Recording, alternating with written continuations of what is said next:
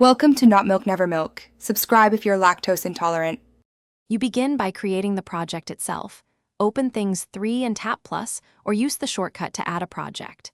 Name it clearly so you recognize scope, then choose list versus heading layout because structure affects how you break tasks down.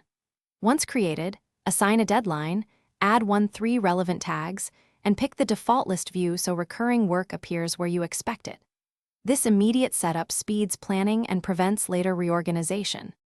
Now add tasks inside the project and make each task a single, actionable step so you can complete items quickly.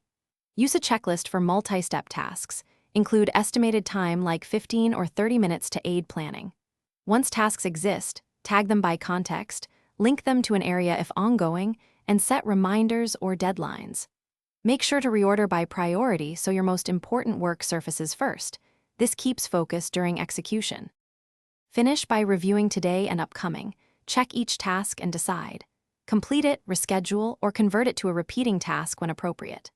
Once done, archive or delete obsolete projects to reduce clutter. Make sure to run a quick sync so changes propagate across devices. If things go wrong, items missing or not appearing, open settings and force a sync, then verify tag and area filters. That usually restores visibility without losing data.